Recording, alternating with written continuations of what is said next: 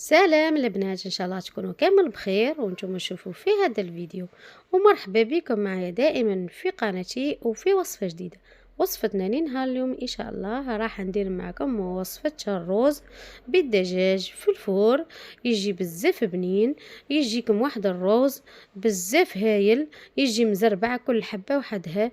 اذا نروح نشوفوا طريقه التحضير.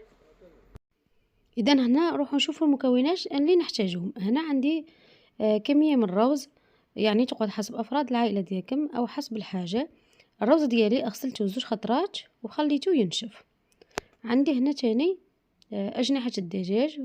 ديروا يعني واش متوفر عندكم، ديروا كويس ولا اجنحه الدجاج، راح يجيكم الروز بزاف بنين كما ديروا، يعني يجيكم بنين.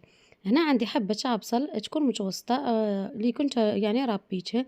عندي تاني حبه تاع طوماطيش، عندي حبه تاع زروديه، وعندي تاني شويه جلبانه، وعندي هنا 3 سنون نتاع الثوم، وبلا ما نساو وريقه تاع الرند. اذا هنا نروحوا نشوفوا طريقه التحضير. اذا هنا درت الماء يغلي في كاسرونه هكذا ولا في برمه، وراح ندير هذاك الرز ديالي يغلي، يعني طيبوه نص طياب، ما طيبوش 100%، نص طياب فقط، لانه راح يزيد يكمل يطيب في الفور. الرز ديالكم ديروا له شويه ملح هكذا باش ما يجيكمش صامت، وخليوه يغلى كما قلت لكم يطيب نص طياب فقط. وهنا نروحو نديرو لاصوص هذاك اللي نشربو به الرز. هنا في كوكوط ولا في برمة، درت شويه زبده وتاني درت شويه زيت، وراح ندير هادوك الاجنحه الدجاج ديالي يتقلاو مع الزيت والزبده. قليوهم مليح هكذا باش تلقوكم هذيك البنه ديالهم.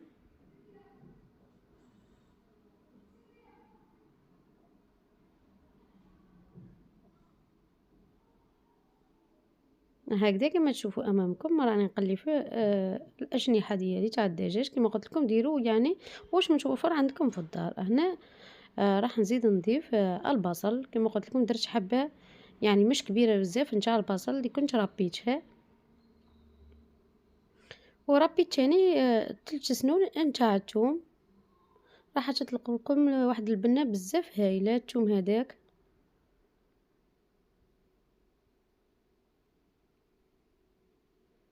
نخلي كلش هكذا يتقلى مع بعضه هذاك البصل والدجاج، ومن بعد نكمل البقيه يعني تاع الخضر.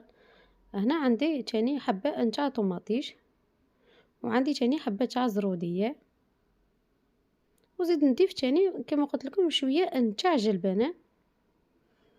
انا درت ورقه تاع الرد، ونخلي كلش هكذا يتقلى لي مع بعضه. ومن بعد راح نزيد نضيف التوابل. هنا ضفت الملح، يعني الملح يقعد حسب الذوق. نضيف تاني فلفل اسود، وضفت تاني شويه كمون. وهنا تاني عندي فلفل احمر حلو اللي هي بابريكا. وهنا تاني حنزيد نضيف نص مغرف نتاع الطماطيش مصبره، وراح نزيد نخليها تتقلى لي مليح.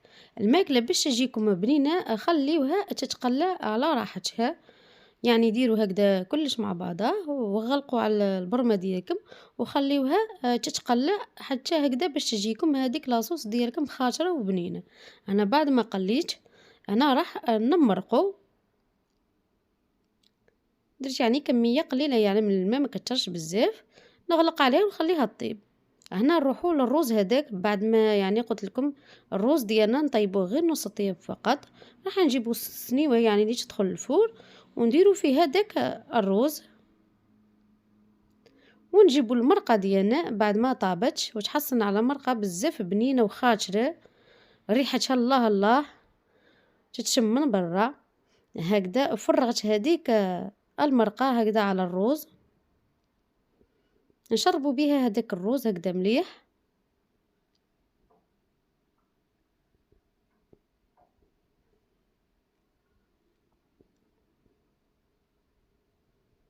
ونديروا هذيك تاني الخضره هكذا مع الرز.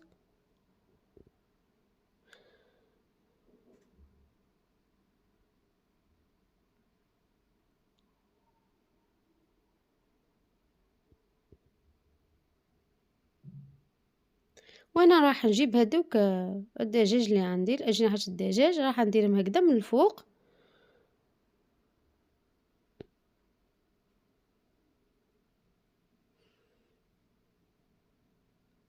هكذا، وراح ندخل السنيوة ديالي للفور.